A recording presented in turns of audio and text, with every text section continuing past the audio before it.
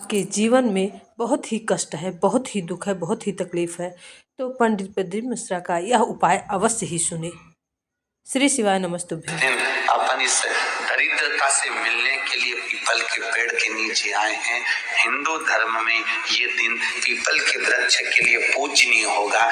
जो भी शनिवार के दिन पीपल के वृक्ष की पूजन करेगा, दूध चढ़ाएगा या मिष्ठान का भोग लगाएगा, लक्ष्मी और नारायण उसके घर में प्रवेश कर जाएगा। लक्ष्मी और नारायण उसके घर में प्रवेश करेगा। पुराण की कथा कह रही है कि दुनिया के सारे तीर्थ नहीं जा सकते, पृथ्वी की सारी नदियों में स्नान नहीं कर सकते, पवित्र नदियों में आप स्नान नहीं कर सकते, या किसी भी तीर्थ में जाकर एक रात्रि भी विश्राम नहीं कर सकते, या हमने जिंदगी में कोई दान करा ना करा, कोई पुण्य करा ना करा, कोई सत्कर्म करा ना करा, कोई शास्त्र पढ़ा ना पढ़ा, कोई शास्त्र सुना ना सुना, उसके बाद भी शिव महापुराण की कथा कहती है कि एक दिन में अगर मात्र एक बार भी आप शंकर के शिवालय में प्रवेश कर गए या मंदिर में प्रवेश कर गए तो सारे तीर्थ, सारी नदियां, सारे सरोवर, सारी बावड़ी, सारे तालाब, सारे कुंड के स्नान का पुण्य, दान का पुण्य प्राप्त हो जाता है। केवल शिव तत्व को प्राप्त कर लेने। शिव महापुराण की कथा कह रही है कि घर में जो दिया होता है वो दीपक भी कोई साधारण नहीं होता। क्या आपको पता है 5 में से हर एक इंसान को कमर दर्द रहता है और इसके 3 सबसे जरूरी कारण। पहला कारण, अगर स्पाइन में डिस्क में प्रॉब्लम। दूसरा, अगर स्पाइन के जोड़। उस दीपक की भी महत्वता है और दीपक का भी वर्णन है महाराज। एक बात और बहुत अच्छे से सुनिए, शायद आपकी जिंदगी को सवार, शायद आपके जीवन को सवार। मेरी जीजियों, मेरे जीजाओं, मेरी बेटियों, बेटाओं, कभी मौका लगे शंकर भगवान के शिवलिंग के पास में आप बैठे हैं। यहाँ तक शास्त्र कहता है कि घर में अगर किसी को बहुत तेज बुखार आ गया है, बहुत तेज बुखार, और बच्चा उस बुखार में तप रहा है, बहुत तप रहा है, तुम जिस दिए में भगवान की आरती उतारते हो, जिस दिए से तुम भगवान की पूजन करते हो, कभी मौका लगा और आप पूजन करने के लिए गए,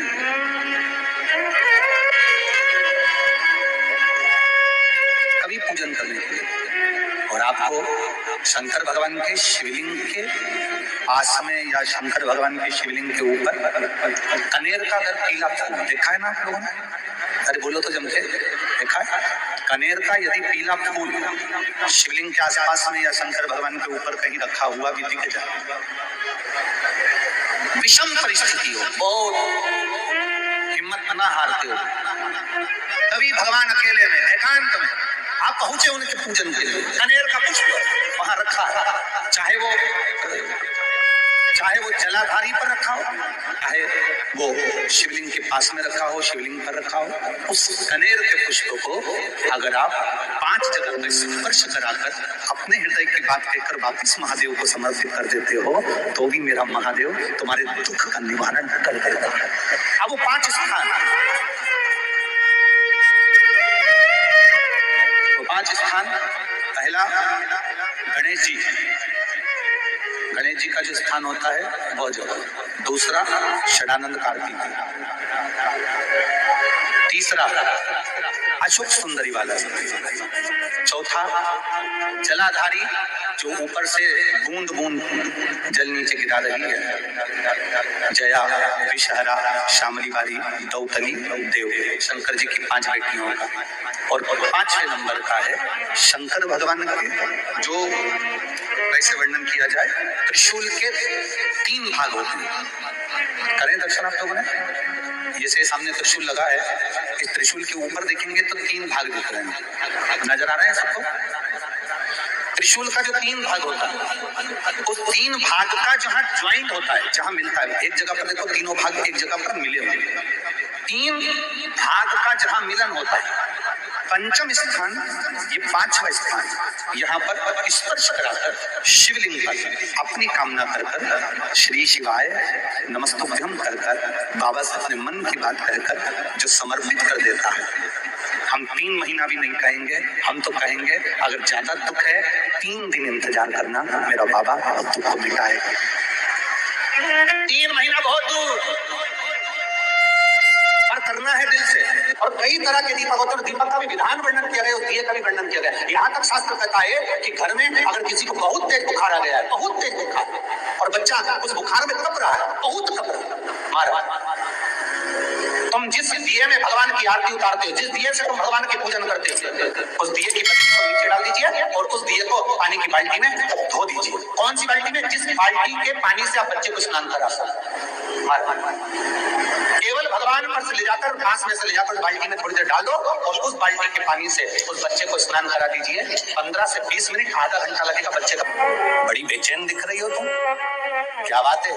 पार्वती जी कहती है देवव्रत, कश्मीर प्रदेश का एक भक्त देवव्रत बेलपत्री के वृक्ष के नीचे बैठकर आपका मंत्र जाप करता, करोड़ बार, 33 कोटि बार गिना जाता। एक मंत्र केवल नमः शिवाय, ओम नमः शिवाय, नमः शिवाय, ओम नमः शिवाय, 33 कोटि बार गिना जाता। ओम नमः शिवाय, ओम नमः। कितना सुंदर लिखा है। फिर वही वाली बात आ गई जो पहले कथा में कहा, अपने लिए अच्छा वाला घी छाट के लाना, अच्छी कंपनी का लाना, और जब यज्ञ करने बैठे, पूजन करने बैठे, हवन करने बैठे, भगवान का तुम पाठ पूजन करवाई, पूजा वाले दुकान पे बोलना कि पूजा का घी चाहिए, तो वो पूजा का सामान बेचने वाला भी चतुर था, उसने पूजा का ही घी दिया।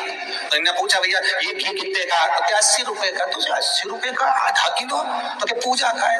भारत की भूमि पर इस मृत्यु लोक में, पूरे विश्व में ऐसे कई घर हैं जिनके घर में गुजारा करने की भी आफत है, पहनने के कपड़े नहीं, किसी के यहाँ पर भोजन नहीं, किसी के यहाँ जमीन नहीं, किसी के यहाँ दुकान नहीं, कोई कोई पूरी जिंदगी किराए के मकान में निकाल देता है। नहीं, मेरा एक निवेदन है, इस कथा को जितने छत्रपति संभाजी नगर के श्रोता भाई बहन श्रवण कर रहे हैं उनसे निवेदन करूंगा, आप हाथ का ठेला लगा रहे हो, सब्जी का ठेला लगा रहे हो, फल का ठेला लगा रहे हो, थक्के की जिंदगी जी रहे हो, दरवाजे पर बैठे हो, कहीं ना कहीं तुम दास्य भाव की जिंदगी जी रहे हो, तकलीफ में जिंदगी जी रहे हो, बहुत दुख की जिंदगी जी रहे हो, बहुत कष्ट की जिंदगी जी रहे हो, उनसे केवल निवेदन करूंगा 3 महीने 2 जगह पर जल चढ़ाना प्रारंभ कर दीजिए, केवल 3 महीने। एक शंकर भगवान के शिवलिंग पर, दूसरा बेलपत्री के पेड़ के नीचे, 2 जगह पर जल चढ़ाना 3 महीने लगातार चालू कर दो, बाबा तुम्हारा हाथ पकड़कर तुम्हें उन्नति की सीढ़ी पर चढ़ा दे। हमें कोई चमत्कार करना नहीं आता, और ना हम कोई तंत्र विद्या या मंत्र विद्या जानते हैं, ना हमारे पास में बेल है, ना हमारे पास में भभूति है, हमारे पास में तो केवल शिव का नाम है।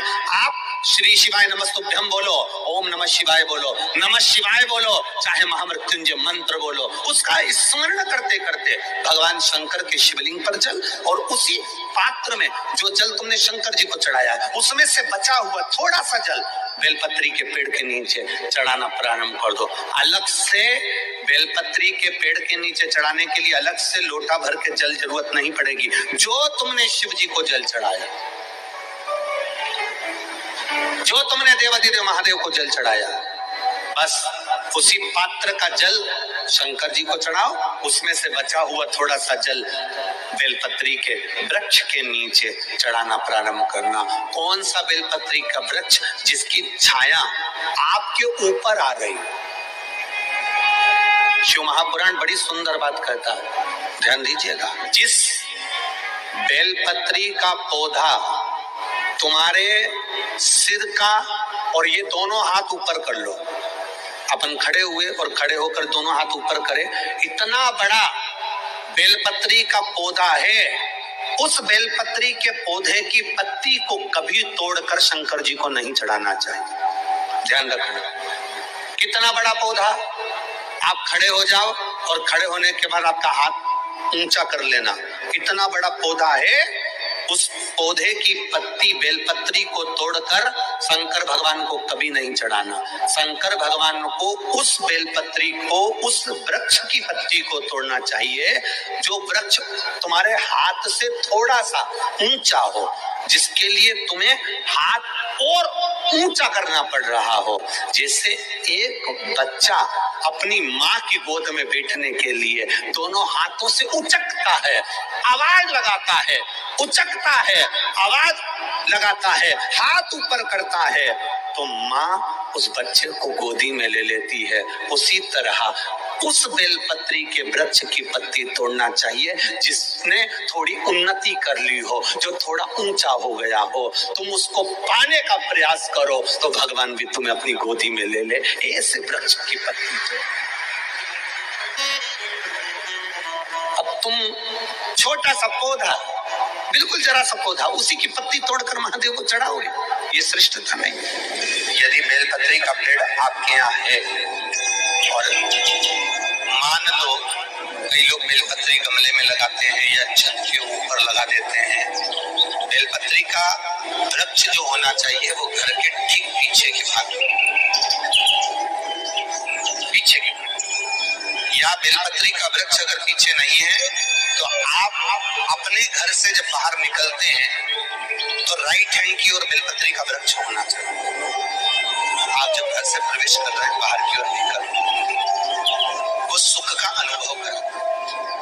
यदि घर से निकलते समय बेलपत्री का पेड़ लेफ्ट में अगर आता है, आप जिस घर से निकल रहे हो लेफ्ट में अगर बेलपत्री का पेड़ आता है तो आप 1 रुपए कमाएंगे, 1.25 रुपए खर्च होगा, पैसा हाथ में टिकेगा नहीं। घर में 10 लोग भी कमा रहे हैं तो पैसा घर में दिखेगा नहीं, आएगा जरूर, सारे काम होंगे पर टिकेगा नहीं। यदि लेफ्ट राइट भाग का बेलपत्री सुख का अनुभव। बेलपत्री का वृक्ष घर में लगाओ तो घर के पीछे के हिस्से में लगाओ, और ऐसी जगह नहीं लगाना कि जहां पर बेलपत्र में गंगा पानी जाए या कोई गंदी वस्तु उसके नीचे। 33 करोड़ देवी देवता बेलपत्री के पेड़ के नीचे सोमवार के दिन, कोई रविवार के दिन, कोई मंगलवार, कोई बुधवार, कोई गुरुवार, कोई शुक्रवार, कोई शनिवार के दिन बेलपत्री के नीचे आकर 33 करोड़ देवी देवता तप करते हैं, साधना करते हैं। बेलपत्री के पेड़ का बड़ा प्रमाण है।